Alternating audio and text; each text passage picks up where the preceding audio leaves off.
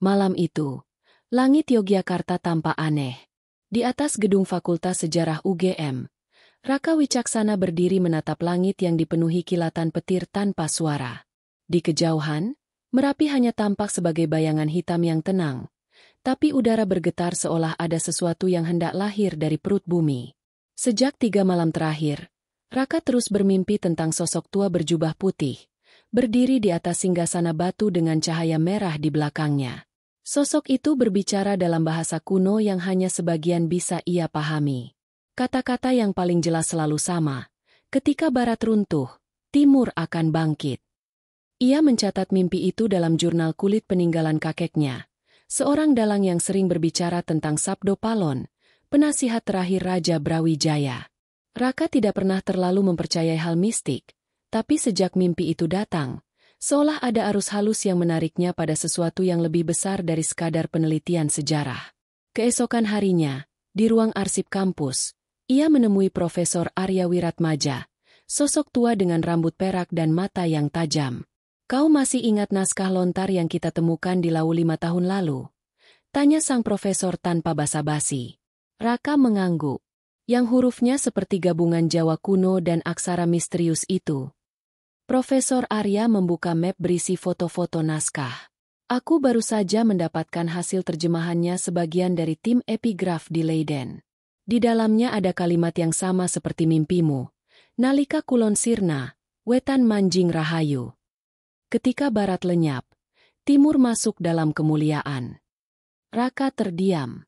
Ia merasakan dingin menjalar di tulang punggung.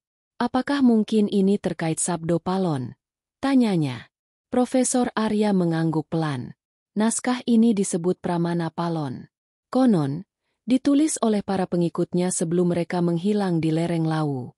Mereka menulis tentang siklus kebangkitan Nusantara, setelah berabad-abad tertidur." Suasana ruang arsip berubah hening. Dari luar, terdengar suara hujan mulai turun pelan. Raka menatap keluar jendela, melihat langit Yogyakarta yang mulai kelam. "Jika ramalan itu benar," katanya perlahan, "maka yang kita alami sekarang hanyalah awal." Beberapa hari kemudian, berita aneh datang dari luar negeri. Sistem keuangan Eropa dikabarkan lumpuh akibat serangan siber. Bank-bank besar di Amerika kehilangan akses data selama berjam-jam. Dunia digital seperti terserang virus yang tak bisa dilacak. Di kampus, Raka membaca berita itu sambil menatap layar laptop yang mulai berkedip. Dalam benaknya, gema suara dalam mimpi itu kembali. Ketika barat runtuh, ia memutuskan melakukan perjalanan ke lereng Lawu, mencari kembali situs tempat lontar itu ditemukan. Bersamanya ikut Saraswati, mahasiswi magang yang penuh rasa ingin tahu namun tak percaya hal mistik. "Jadi kita mau mencari Sabdo Palon," canda Saraswati di perjalanan. Raka hanya tersenyum samar. Mungkin bukan mencari dia, tapi mencari apa yang masih tersisa darinya.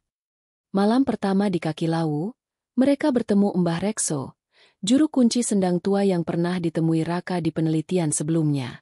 Lelaki renta itu menatap Raka lama, lalu berkata dengan suara bergetar, "Anak muda, langit sudah memberi tanda. Yang akan datang bukan sekadar kebangkitan, tapi penagihan janji."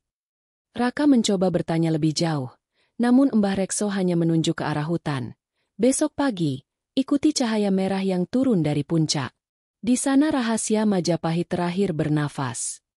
Malam itu, Raka tak bisa tidur. Dari kejauhan, langit di atas Lawu berpendar merah samar, seolah gunung itu menyala dari dalam.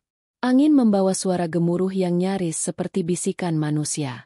Dalam mimpinya, Sabdo Palon menatapnya lagi, kali ini dengan mata menyala seperti bara. "Bangunlah, pewaris timur. Waktu telah tiba." Ketika Raka terbangun, fajar belum datang. Tapi dari arah puncak, cahaya merah itu benar-benar terlihat menembus kabut. Dan di hatinya, ia tahu, perjalanan menuju ramalan Sabdo Palon baru saja dimulai. Kabut tebal menggulung perlahan di antara pepohonan pinus ketika Raka dan Saraswati menapaki jalan setapak menuju hutan di lereng Lawu. Udara dingin menggigit kulit, dan suara serangga malam berpadu dengan desir angin yang menembus daun-daun. Di tangan Raka tergenggam peta kuno yang disalin dari naskah lontar, berisi petunjuk samar. Lihat di mana cahaya merah jatuh, di sanalah kunci rahasia Majapahit disembunyikan. Cahaya merah yang dilihatnya Fajar tadi kini telah meredup. Namun aura aneh masih terasa. Saraswati, dengan ransel di punggung dan kamera di leher, sesekali menatap Raka penuh tanya. Mas, apa kita benar-benar yakin ini bukan cuma kebetulan geologis? Gunung Lawu kan memang sering punya aktivitas gas dan cahaya api. Raka tersenyum tipis. Mungkin. Tapi kalau begitu, kenapa aksara kuno itu menulis arah dan tanda yang sama? Langkah mereka berhenti di sebuah batu besar berlumut, di tengah lembah kecil yang dipenuhi suara air menetes. Batu itu memiliki pahatan samar, bentuknya seperti wajah manusia setengah tersenyum. Raka membersihkan lumut dengan kuas kecil, dan lambat laun terlihat ukiran bertuliskan aksara Jawa kuno. Sapa sing eling, bakal kauruhan. Siapa yang sadar, dialah yang mengetahui. Tiba-tiba, Mbah Rekso muncul di balik kabut, berjalan perlahan dengan tongkat kayu. Kalian menemukannya, katanya lirih. Dulu tempat ini dikenal sebagai Watu Palon. Konon disinilah Sabdo Palon menanggalkan jasadnya sebelum lenyap menjadi angin. Tak banyak yang tahu, karena rahasia ini disembunyikan oleh para abdi Majapahit terakhir. Raka menatap wajah renta itu. Apakah ada sesuatu di bawah batu ini? Mbah Rekso mengangguk. Ada ruang yang hanya bisa dibuka oleh mereka yang mewarisi garisnya. Ia menatap Raka lekat-lekat. Dan kau, Raka Wicaksana, darah itu mengalir dalam dirimu. Angin mendadak berhenti. Seolah hutan ikut menahan napas. Mbah Rekso mulai melantunkan kidung kuno. Nadanya rendah dan bergetar, membuat udara bergetar lembut. Batu itu perlahan bergeser, mengeluarkan bunyi berat seperti logam tua. Di bawahnya terbuka sebuah lubang sempit yang menurun ke perut bumi. Raka menyalakan senter, lalu menatap Saraswati yang terdiam tak percaya. Kita turun, katanya singkat. Di dalam, lorong itu berlapis batu hitam dengan ukiran relief menggambarkan manusia, naga, dan api. Dindingnya seperti bernafas. Udara di sana lembab dan beraroma tanah. Setelah beberapa langkah, mereka tiba di ruang melingkar, dengan satu arca besar berdiri di tengah. Sosok manusia berjubah panjang, tangan kanan menunjuk ke timur. Di dasar arca itu terdapat prasasti kecil bertuliskan, nalika bumi di kulon ambruk, wong saka wetan bakal nyinau cahya anyar. Ketika tanah barat runtuh, manusia dari timur akan mempelajari cahaya baru. Raka menyalakan kamera, merekam tiap detail. Tapi sebelum sempat membaca lebih lanjut, cahaya senter bergetar dan padam seketika. Dalam gelap, terdengar suara seperti desis. Saraswati menggenggam tangan Raka. Mas, kau dengar? Dari arah arca, muncul cahaya merah samar, membentuk bayangan wajah. Suara berat bergema di ruangan. Wong enom, wektu wis nyedhak. Sing eling kudu tangi.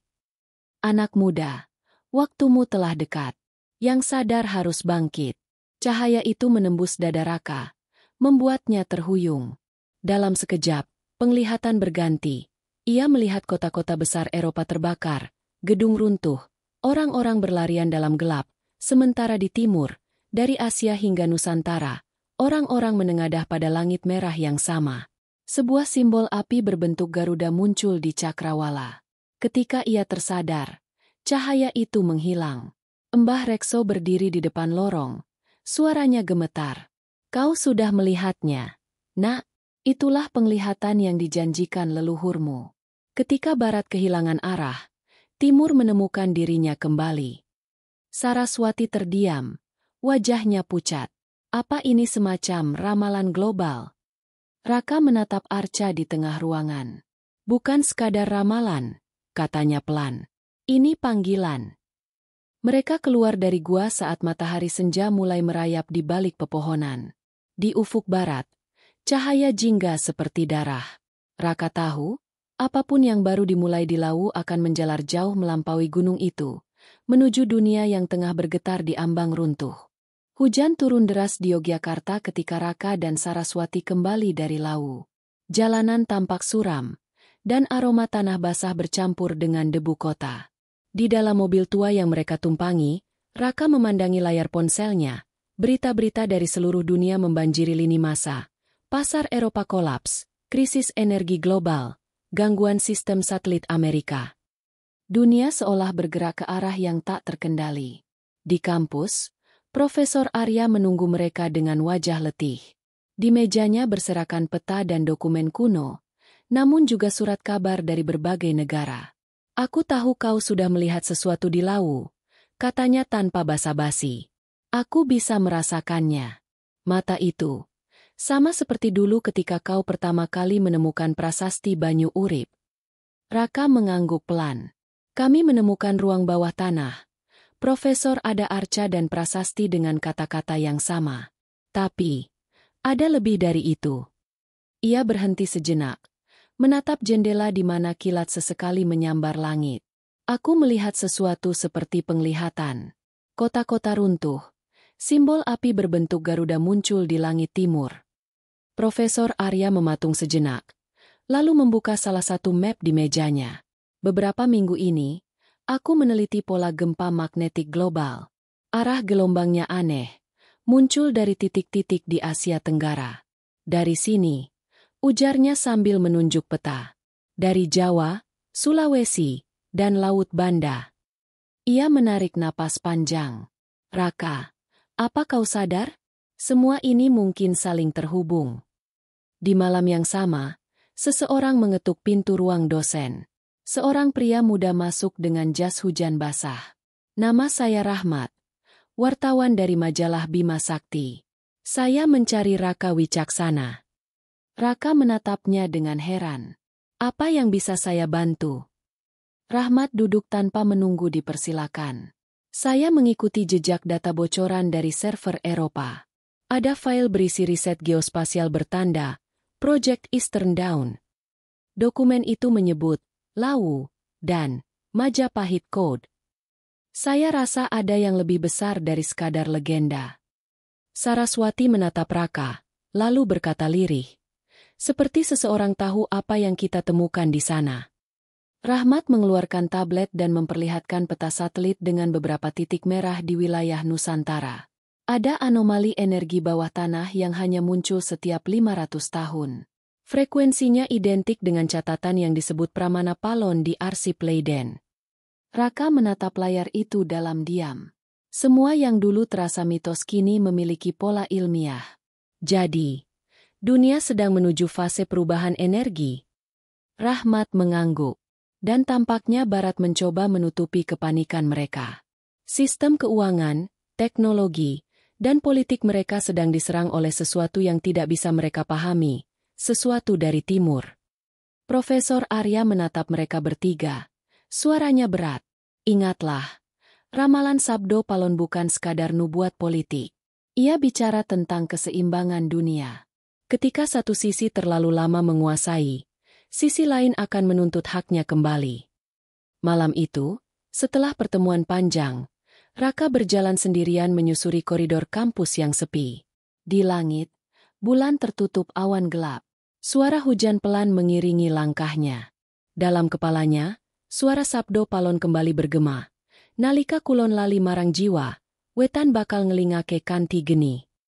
Ketika Barat lupa pada ruh, Timur akan mengingatkannya dengan api."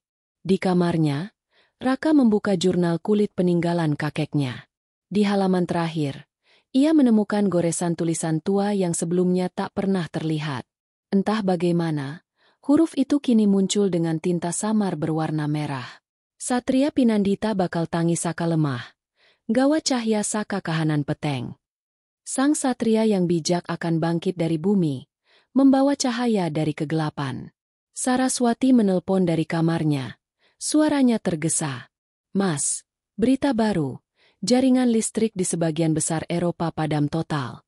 Pemerintah mereka menyebut ini collapse of the grid.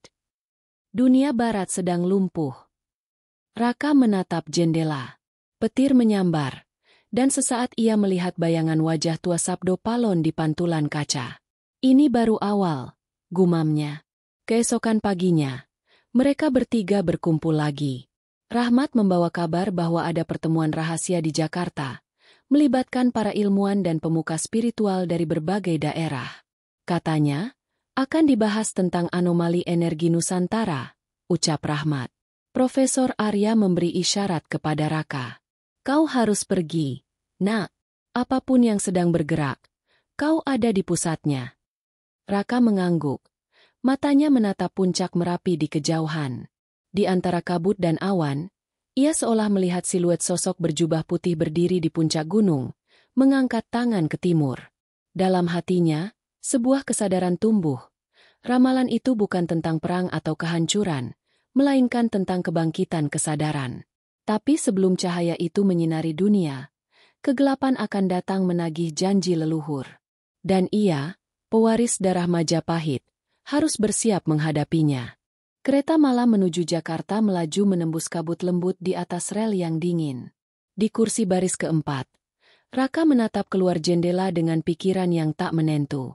Di sebelahnya, Saraswati tertidur dengan kepala bersandar di jendela, sementara Rahmat sibuk mengetik laporan di laptopnya. Lampu redup gerbong membuat semuanya terasa seperti mimpi panjang yang tak berujung. Sejak meninggalkan Yogyakarta, Raka tak bisa menghapus gema suara sabdo palon di kepalanya. Setiap kali ia memejamkan mata, wajah tua itu muncul di antara asap merah dan bayangan gunung.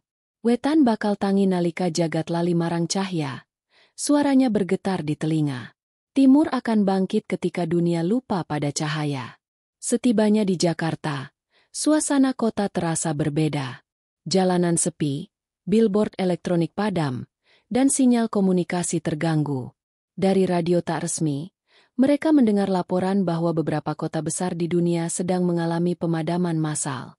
Dunia sedang gelap, secara harfiah dan simbolis. Rahmat menjemput mereka ke sebuah bangunan tua di kawasan Menteng. Dari luar, tampak seperti rumah kolonial biasa, tapi di dalam, dindingnya penuh dengan peta energi dan simbol-simbol kuno dari berbagai budaya. Di ruangan itu sudah menunggu sekelompok orang, ilmuwan, rohaniawan, dan pemuka adat dari berbagai daerah Nusantara. Seorang lelaki tua berjas abu-abu berdiri menyambut mereka. Selamat datang, Raka Wicaksana. Kami sudah mendengar tentang penemuanmu di Lawu. Suaranya tenang, tapi matanya tajam. Namaku Suteja. Aku memimpin Dewan Penjaga Warisan Nusantara. Raka menunduk sopan. Saya hanya peneliti, Pak. Kebetulan menemukan sesuatu yang tak saya pahami. Suteja tersenyum samar. Tidak ada yang kebetulan. Ramalan sabdo palon sudah lama kami pelajari. Kau bukan sekadar peneliti. Kau bagian dari naskah itu sendiri. Suasana ruangan menegang. Di layar proyektor, ditampilkan peta energi Nusantara yang berdenyut merah. Garis-garisnya membentuk simbol Garuda membentang dari Sumatera hingga Papua. Ini yang kami sebut pintu timur, ujar Suteja. Sumber energi spiritual dan elektromagnetik yang sudah tercatat sejak zaman Majapahit. Dulu digunakan untuk menyeimbangkan dunia, tapi kini tertutup oleh kerak keserakahan dan perang. Saraswati mengerutkan kening. Jadi maksud Bapak, ini semacam reaktor bumi alami.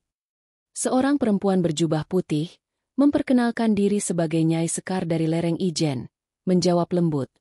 Lebih dari itu, Nak, ini bukan mesin. Ini denyut kehidupan Nusantara. Ketika dunia barat melupakan keseimbangan, nadi ini melemah. Tapi sekarang, ia mulai berdenyut kembali. Rahmat memutar kursinya, menatap layar laptop yang menampilkan berita dari Eropa, kerusuhan massal, kekacauan ekonomi, dan migrasi besar-besaran. Barat sedang hancur, persis seperti ramalan itu, katanya pelan. Raka berdiri dan menatap peta Garuda itu lama-lama. Kalau benar kebangkitan timur sudah dimulai, apa yang harus kita lakukan? Suteja menatapnya dalam-dalam. Membuka pintu timur. Hanya itu satu-satunya jalan untuk menyeimbangkan dunia sebelum kehancuran menyebar. Malam itu, mereka semua bermeditasi di aula besar, di bawah simbol matahari dan bulan yang terpahat di langit-langit. Nyai Sekar memimpin doa dengan bahasa Jawa kuno, sementara Raka duduk bersila, mencoba menenangkan pikirannya. Tapi di dalam dirinya, Sesuatu bergerak, seperti percikan api yang bangkit dari dalam tulang. Ia melihat bayangan Merapi, Lawu, dan Samudra Hindia bersinar bersamaan. Tiba-tiba lampu padam. Gelap menelan ruangan. Dari tengah aula terdengar dengung rendah, seperti suara bumi yang bergetar. Di layar peta digital yang tersisa menyala, muncul titik cahaya baru di tengah Pulau Jawa, di lereng selatan Gunung Merapi. Suteja terkejut. Itu, pusat energi baru. Belum pernah muncul sebelumnya. Raka membuka matanya. Merapi, gumamnya. Gunung api yang dijaga sejak zaman Mataram. Kalau Lawu menyimpan masa lalu, maka Merapi menyimpan masa depan. Keesokan paginya, Rahmat mendapat pesan terenkripsi dari seorang kontak di Badan Intelijen. Pesan itu singkat. Ada kekuatan asing memantau aktivitas kalian. Mereka juga mencari pintu timur. Raka menatap sekeliling. Jadi, ini bukan hanya tentang ramalan. Ada pihak yang ingin menguasainya. Suteja menatap mereka dengan wajah muram. Barat sedang runtuh, tapi mereka belum menyerah. Sebelum timur bangkit, mereka akan mencoba merebut cahayanya. Saraswati menatap Raka. Kalau begitu, kita harus menuju Merapi. Di sanalah semuanya akan dimulai. Raka mengangguk. Ia tahu, perjalanan berikutnya tak hanya tentang penelitian, tapi tentang mempertaruhkan nasib peradaban. Saat matahari terbit di langit Jakarta yang kelabu, di matanya terpantul kilau merah samar, tanda bahwa api timur telah menyala, dan ia adalah salah satu pembawanya. Langit pagi di Yogyakarta memantulkan warna kelabu keperakan ketika Raka, Saraswati, dan Rahmat tiba kembali dari Jakarta. Mereka langsung menuju lereng selatan Merapi, melewati jalan kecil di antara perkebunan kopi dan batu vulkanik yang masih hangat. Udara di sana terasa berat, seolah gunung itu sedang menahan napas panjang sebelum meletus. Di dusun Kinahrejo, mereka disambut oleh seorang lelaki tua berjubah hitam dengan ikat kepala merah. "Aku Mbah Wiryo, penjaga jalur Merapi," katanya sambil menatap Raka lama-lama. "Dari Lawu ke sini, langkahmu sudah dipantau. Api yang kau bawa bukan api biasa." Raka menunduk hormat. "Kami datang untuk mencari pintu timur. Kami percaya salah satu jalurnya ada di sini." Mbah Wiryo tersenyum samar. "Bukan kau yang mencarinya, Nak. Dialah yang memanggilmu." Ia berbalik, berjalan perlahan menuju jalan setapak di belakang rumahnya. "Ikuti aku. Tapi ingat, Merapi bukan sekadar gunung. Ia penjaga rahasia yang bahkan dewa pun segan membukanya." Mereka menuruni lembah sempit hingga tiba di sebuah gua yang dindingnya hitam berkilau. Di langit-langit, tampak pahatan kuno berbentuk lingkaran api. Di tengah gua terdapat kolam air panas yang berwarna merah keemasan, memancarkan cahaya samar. Mbah Wiryo menunjuk ke arah kolam. "Ini sendang panguripan.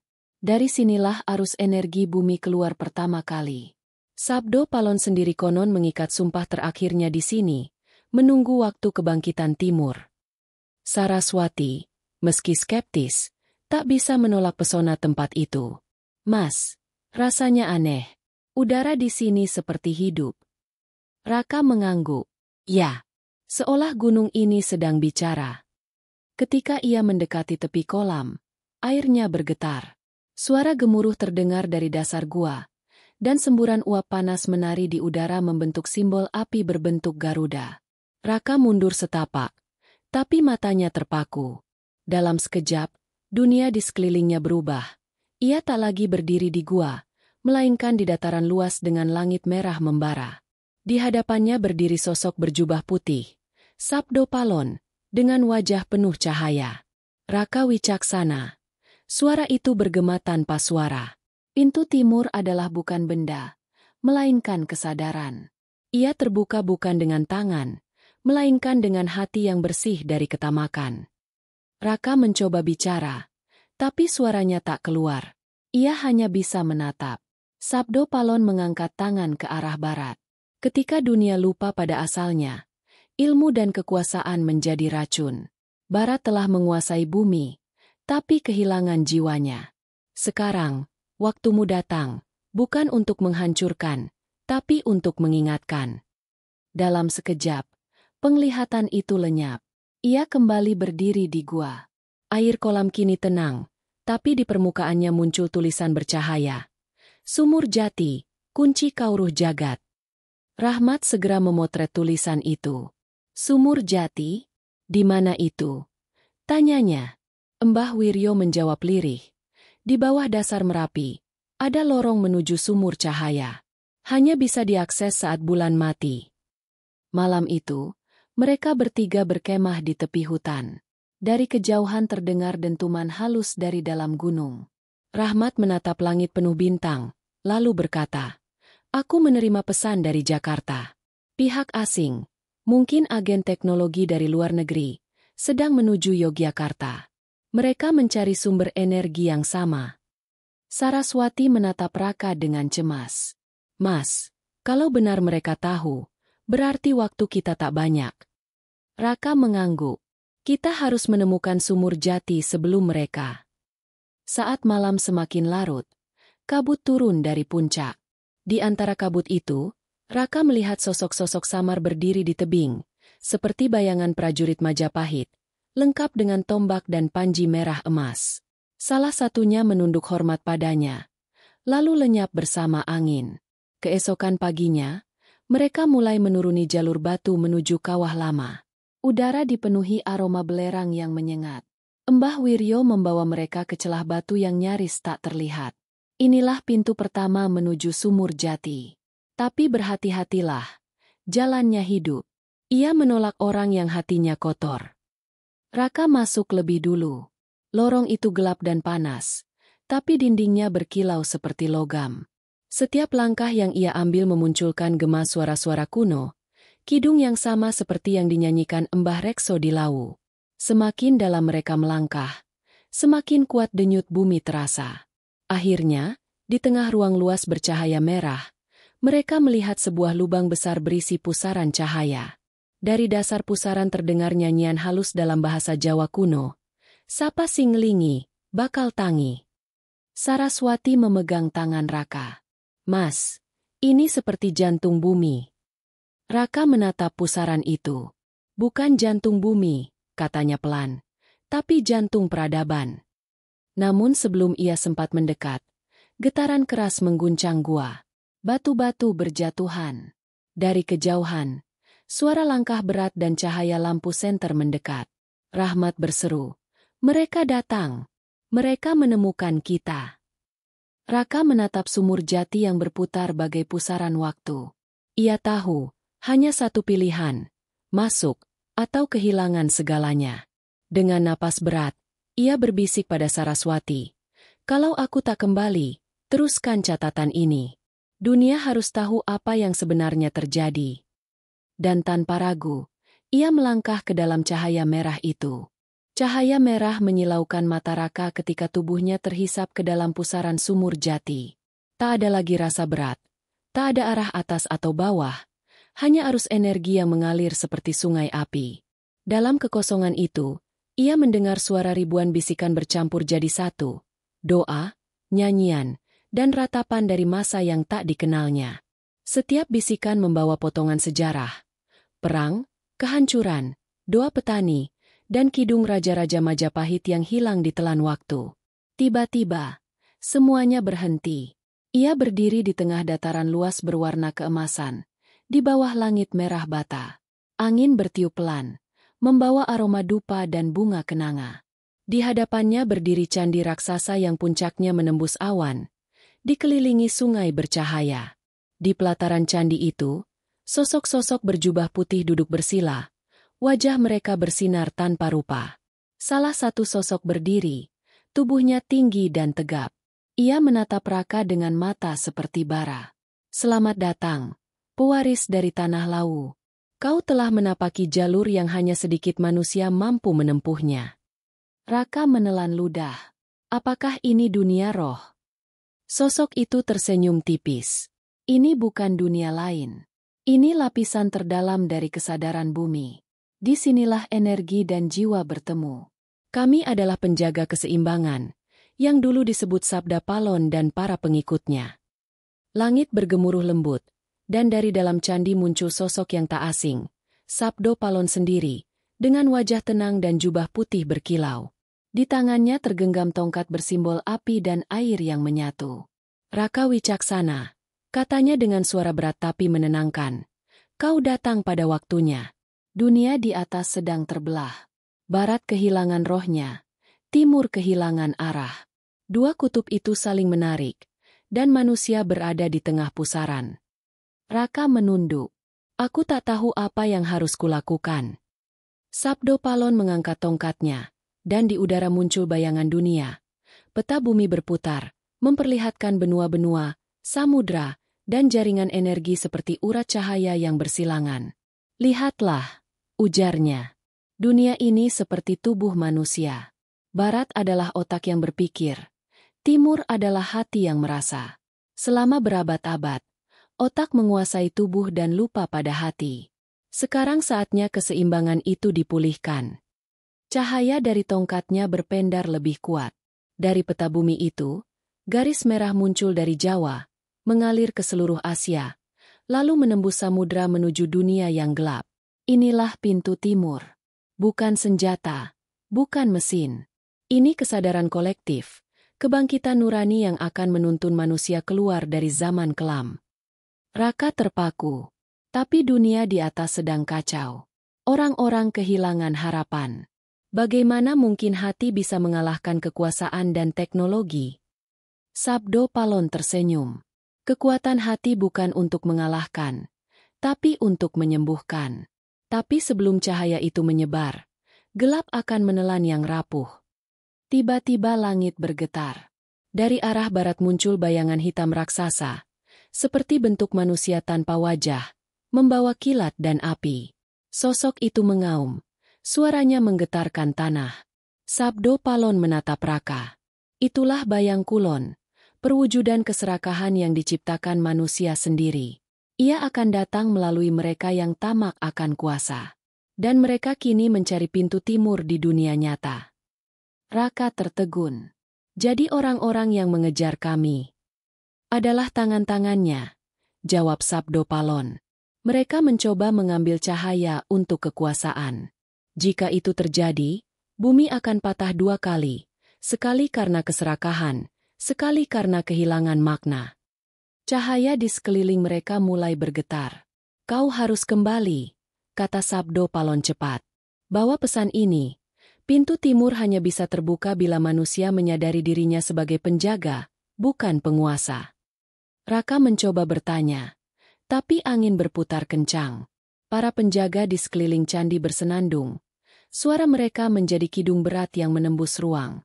Di tengah pusaran cahaya, Sabdo Palon mengangkat tongkatnya tinggi-tinggi, dan sinar merah keemasan menembus dada Raka.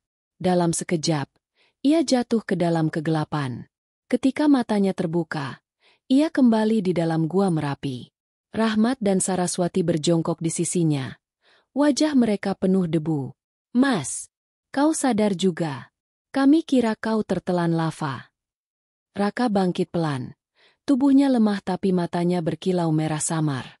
"Aku melihat mereka," katanya lirih. "Aku bertemu Sabdo Palon." Saraswati menatapnya cemas. Apa yang dia katakan? Dia bilang, dunia tidak butuh perang. Dunia butuh ingatan. Tiba-tiba ledakan keras terdengar dari luar gua. Suara helikopter berputar di langit. Rahmat menatap ke atas. "Mereka sudah datang, Raka. Pasukan asing. Mereka tahu kita di sini." Raka mengepalkan tangan, merasakan panas mengalir di dadanya. Energi dari sumur jati yang kini bersemayam di tubuhnya. Ia menatap ke arah luar gua. Suaranya tenang tapi tegas. "Kalau mereka datang mencari cahaya, biarlah mereka melihatnya dengan mata sendiri. Tapi bukan cahaya yang bisa mereka kuasai, melainkan yang akan membakar keserakahan mereka." Dan ketika langkah-langkah berat mendekat dari luar, Raka melangkah keluar dari kegelapan, membawa sinar merah dari sumur jati menyala di telapak tangannya. Langit Merapi berubah menjadi merah darah ketika helikopter-helikopter asing melintas rendah di atas hutan. Getarannya membuat daun-daun berjatuhan seperti hujan abu. Dari kejauhan, Cahaya senter dan suara perintah dalam bahasa asing terdengar bersahut-sahutan. Pasukan itu berpakaian seragam hitam lengkap dengan peralatan tempur canggih. Di pundak mereka terpasang lambang segitiga biru, simbol organisasi rahasia yang selama ini memburu pintu timur, Ordo Lux Occidentis. Raka berdiri di mulut gua, tubuhnya basah oleh keringat dan debu, tapi matanya memancarkan cahaya merah samar. Rahmat di belakangnya menyiapkan senjata rakitan, sementara Saraswati berusaha menenangkan napas. Mereka sudah mengepung dari arah selatan dan barat, katanya dengan nada cemas. Kita tak bisa lari, jawab Raka tenang. Tempat ini adalah penjaga. Jika mereka menghancurkannya, bukan hanya kita yang hilang. Ledakan pertama mengguncang tanah. Batu-batu runtuh dari langit gua, disusul cahaya biru yang menyambar dari drone di atas. Raka memejamkan mata sejenak, mendengar bisikan dari dalam dirinya. Suara lembut tapi tegas, seperti gema dari dunia bawah tadi. Ingat, api bukan untuk membakar, tapi menerangi. Ia mengangkat tangannya, dan dari telapak itu muncul semburat cahaya merah keemasan. Tanah di sekelilingnya bergetar, lalu retakan-retakan muncul, mengeluarkan uap panas yang berputar membentuk lingkaran pelindung. Pergi ke sisi kiri, Rahmat. Jagalah Saraswati. Pasukan hitam mulai masuk ke lembah. Mereka membawa senjata elektromagnetik yang berkilat biru, menembakkan peluru energi yang meledak begitu menyentuh tanah. Raka menggerakkan tangannya, dan pusaran api muncul, menyerap ledakan itu seperti pasir menelan air. Setiap langkahnya meninggalkan jejak bara. Di tengah kekacauan itu, seorang pria bertopeng perak melangkah maju dari barisan musuh. Wajahnya tersembunyi, tapi suaranya berat dan berwibawa. Raka Wicaksana, katanya dalam bahasa Indonesia yang fasih. Serahkan kunci itu. Cahaya sumur jati bukan milik seorang manusia. Dunia butuh kendali, bukan mimpi. Raka menatapnya tajam. Dan kau pikir kendali bisa menebus keserakahan? Keserakahan adalah harga kemajuan, jawab pria itu dingin. Barat telah membangun dunia dengan pikiran. Timur hanya punya legenda.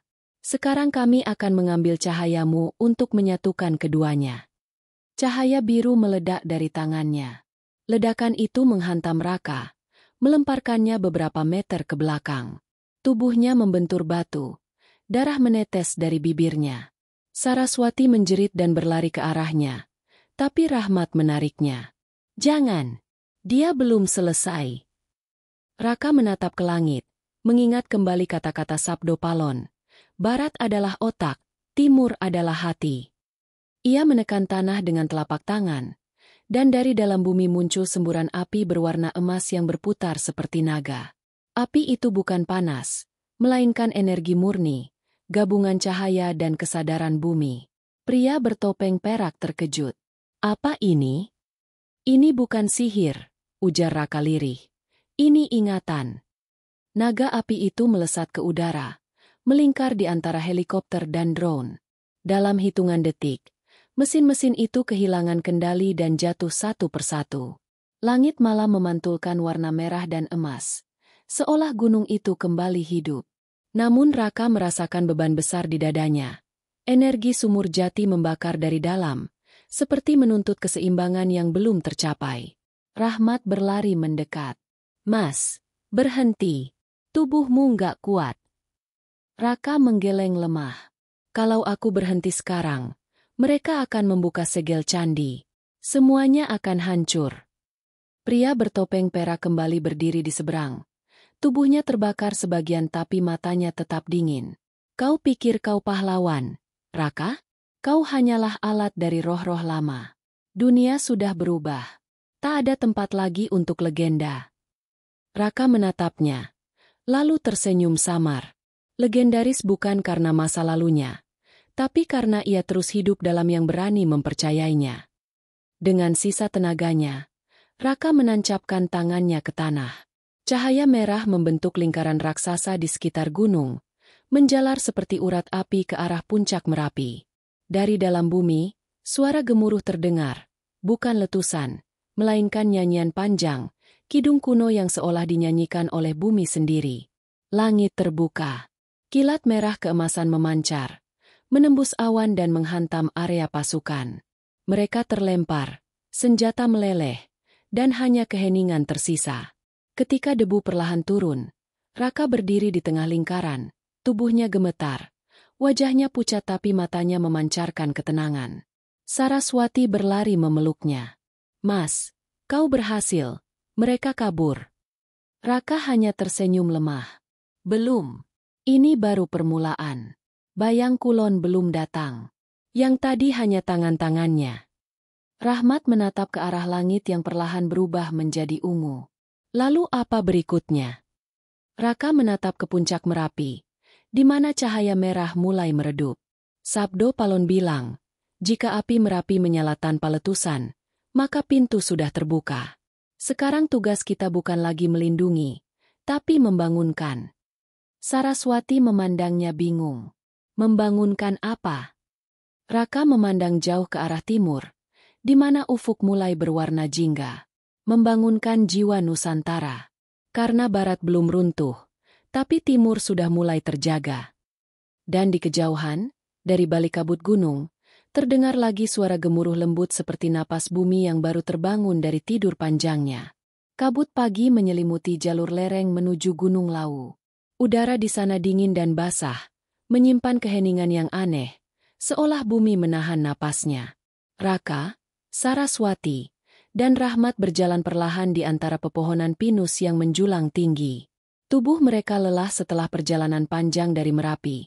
Namun tekad di mata Raka tak sedikit pun pudar. Sejak ledakan cahaya itu, ia tak lagi hanya manusia. Di dalam dirinya, sumur jati hidup sebagai denyut bumi yang menyatu dengan kesadarannya. "Mas," ujar Saraswati, memeluk tubuhnya yang kedinginan. "Benarkah ini jalur ke candi penantian?" Raka menatap peta kuno yang ditemukan di Gua Merapi. Di atas kertas usang itu tergambar simbol api berlapis 8. Menurut petunjuk Sabdo Palon, candi ini dibangun oleh para penitis setelah kejatuhan Majapahit. Tak ada dalam catatan sejarah, hanya dalam garis keturunan para empu. Rahmat menatap sekeliling, cemas. "Aku masih gak percaya kita bisa sampai sini. Sinyal hilang total sejak kemarin. Kalau pasukan itu menemukan jejak kita lagi, mereka tak bisa menembus batas Lawu," potong Raka. "Gunung ini bukan sekadar batu dan tanah. Ia punya kehendak." Mereka tiba di sebuah lembah sunyi. Di tengahnya berdiri reruntuhan batu hitam setengah tertutup lumut. Dindingnya dipenuhi ukiran makhluk bersayap dan roda waktu. Tapi anehnya, di bagian tengah, satu batu besar tampak masih utuh, berbentuk seperti singgasana, dengan tulisan kuno yang samar berpendar merah. Saraswati mendekat. "Ini tempat pemujaan." "Bukan," jawab Raka pelan. "Ini kursi penantian.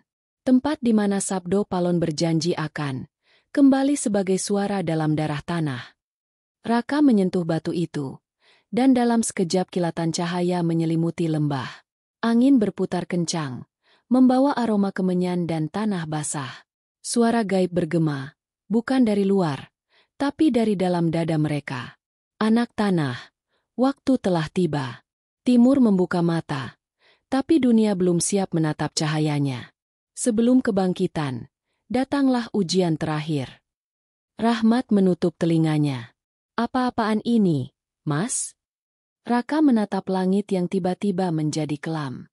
"Ujian terakhir. Itu artinya Bayang Kulon sudah bergerak." Benar saja. Dari arah barat lembah, kabut hitam merayap cepat, membentuk pusaran besar. Dari dalamnya muncul sosok yang seolah terbuat dari bayangan dan logam. Matanya merah menyala. Bukan manusia, tapi makhluk yang diciptakan dari sisa teknologi dan roh haus kekuasaan. Bayang Kulon, gumam Raka, perwujudan dari keserakahan dunia modern. Makhluk itu berbicara dengan suara 1000 gema. "Kau membawa cahaya yang seharusnya padam. Dunia tak butuh keseimbangan, dunia butuh kendali." Raka melangkah maju, berdiri di depan singgasana batu. "Kau salah. Dunia butuh ingatan. Tanpa itu, manusia hanya bayangan tanpa jiwa." Pertempuran pun meletus. Bayang Kulon mengangkat tangannya, melepaskan gelombang energi hitam yang menghancurkan pepohonan. Raka menangkisnya dengan pusaran cahaya merah keemasan dari sumur jati. Dua kekuatan itu bertabrakan, menciptakan ledakan yang mengguncang tanah. Rahmat berteriak, "Mas, mundur!" Batu itu retak. Namun Raka tetap berdiri. Kalau aku mundur, ia akan menelan dunia. Dalam hatinya, Raka mendengar lagi suara Sabdo Palon. Cahaya tidak bisa melawan bayangan dengan kekuatan. Ia hanya perlu menyinari hingga bayangan lenyap. Raka memejamkan mata. Energi panas mengalir dari jantungnya, bukan lagi berupa api, melainkan cahaya lembut berwarna putih keemasan. Ia membiarkannya mengalir ke tanah, menembus akar-akar dan batu. Tanah lau bergetar. Lalu retakan terbuka di bawah kaki Bayang Kulon.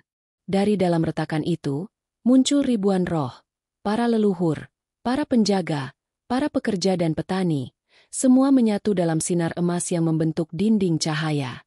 Bayang Kulon meraung, "Tidak, aku adalah ketakutan manusia.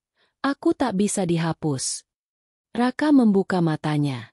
Ketakutan memang tak bisa dihapus. Tapi ia bisa dikenali. Dan itulah akhir kekuasaanmu. Dengan satu hentakan tangan, Raka menyalurkan seluruh energi sumur jati ke dalam tanah. Cahaya membesar, melingkupi lembah, dan dalam sekejap Bayang Kulon meledak menjadi serpihan bayangan yang terserap kembali ke bumi.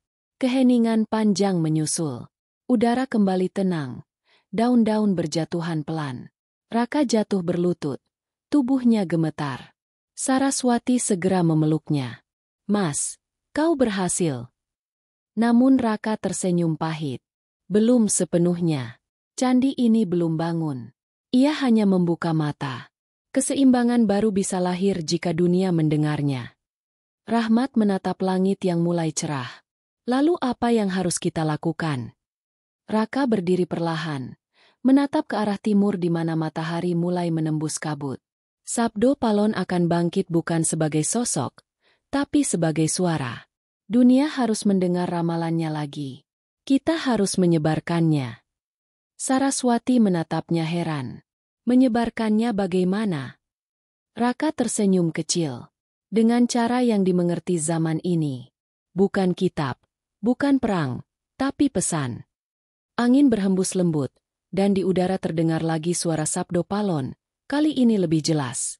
Ketika Barat runtuh oleh pikirannya sendiri, Timur akan bangkit dengan cahaya hatinya. Jagalah agar cahaya itu tak berubah menjadi bara. Raka menatap ufuk timur dengan mata yang tenang tapi penuh beban. Mungkin itu tugas terakhirku, bukan melawan, tapi mengingatkan.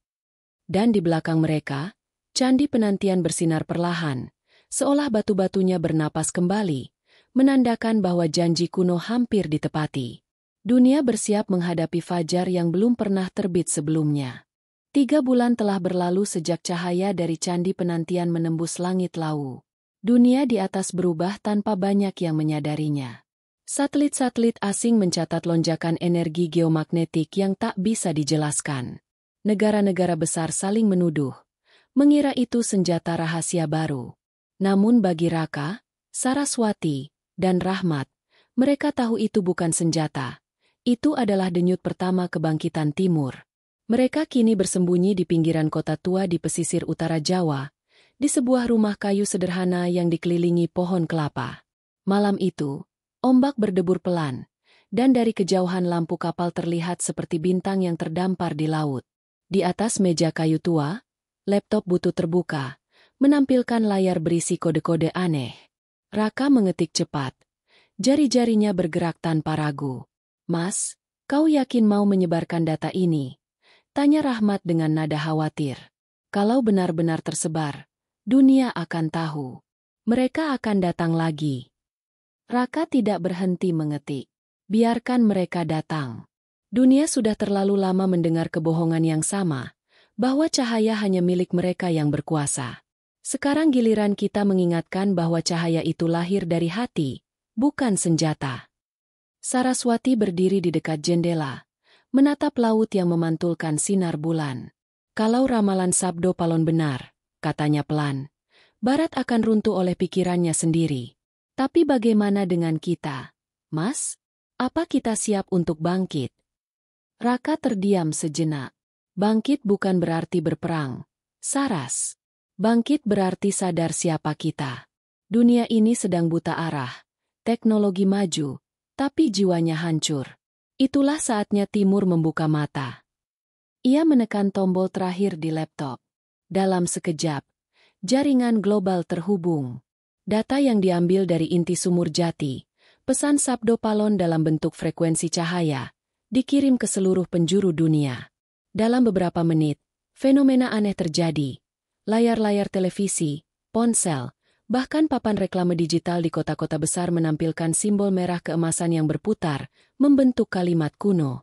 Ketika Barat runtuh, Timur bangkit. Di seluruh dunia, orang berhenti sejenak. Di New York, lampu Times Square tiba-tiba padam lalu menampilkan simbol itu. Di London, layar metro menampilkan pesan yang sama. Di Tokyo, sinar hologram besar di Shibuya Crossing bergetar lalu berubah menjadi cahaya merah yang menari di langit. Kepanikan pun muncul. Pemerintah, lembaga intelijen, dan media berebut mencari sumbernya. Tapi tak ada server, tak ada titik asal. Hanya satu sinyal kecil yang terlacak, berasal dari tanah Jawa. Rahmat mematikan laptop cepat-cepat. Mas, kita ketahuan. Lihat ini, mereka melacak koordinat. Raka tersenyum tipis. Biarkan. Ini bukan perang rahasia. Ini panggilan terbuka. Malam itu, petir menyambar jauh di tengah laut. Awan membentuk pusaran spiral raksasa yang berkilat merah. Gelombang aneh terasa di udara, seperti getaran kesadaran yang menjalar dari bumi ke langit. Raka berdiri di luar rumah, menatap ke arah timur. Dia datang, katanya lirih. Saraswati mengerutkan kening. Siapa? Sabdo Palon, jawabnya pelan. Bukan sebagai sosok, tapi sebagai gema dalam jiwa manusia. Dan benar, di seluruh dunia, orang-orang mulai bermimpi sama. Mereka melihat tanah subur, langit merah jingga, dan suara tua berkata dalam bahasa yang tak mereka pahami, tapi dimengerti hatinya. Di pagi hari, berita aneh memenuhi dunia. Pasar saham jatuh drastis, sistem digital global lumpuh sementara, dan banyak orang tiba-tiba berhenti bekerja, menatap langit, merasakan sesuatu yang tak bisa dijelaskan. Tenang, tapi mengguncang. Barat mulai runtuh, bukan karena perang, tapi karena keheningan. Peradaban yang selama ini berdiri di atas logika kehilangan makna ketika hati manusia menolak tunduk pada mesin. Sementara itu di Jawa, cahaya dari candi penantian kembali menyala. Batu-batunya kini memancarkan sinar lembut yang menjalar ke akar bumi, menembus hingga lautan. Dari gunung-gunung lain di Nusantara, Merapi, Semeru, Agung, Rinjani, muncul sinar yang sama, bergabung menjadi jaring cahaya yang meliputi seluruh kepulauan. Raka menatap pemandangan itu dengan mata berkaca. Inilah saatnya, ujarnya pelan. Barat kehilangan arah, Timur menyalakan pelita. Rahmat menatapnya serius. Dan setelah ini, Raka menarik napas panjang. Tak ada akhir, Mat. Hanya bab baru. Dunia akan berputar kembali ke keseimbangan. Tapi jangan salah, jika cahaya ini disalahgunakan, sejarah akan mengulang dirinya. Saraswati menggenggam tangannya. Kau yakin kita bisa menjaga cahaya itu? Raka menatapnya lembut. Kita tak perlu menjaganya. Cahaya itu hidup di hati manusia. Tugas kita hanya mengingatkan, agar mereka tak melupakannya lagi. Matahari mulai terbit di ufuk timur. Cahaya jingga memancar dari cakrawala, menembus kabut pagi. Di antara sinar itu, Raka melihat sekilas bayangan Sabdo Palon tersenyum. Samar, tapi nyata. Suaranya bergema di dalam dada mereka. Janji telah ditepati. Barat runtuh bukan karena kalah, tapi karena lupa. Timur bangkit bukan karena kuat, tapi karena ingat. Jagalah keseimbangan, wahai anak tanah. Raka menutup matanya, merasakan kedamaian yang tak pernah ia kenal sebelumnya. Dunia mungkin akan terus bergejolak, Tapi sesuatu telah berubah di dalam kesadaran manusia.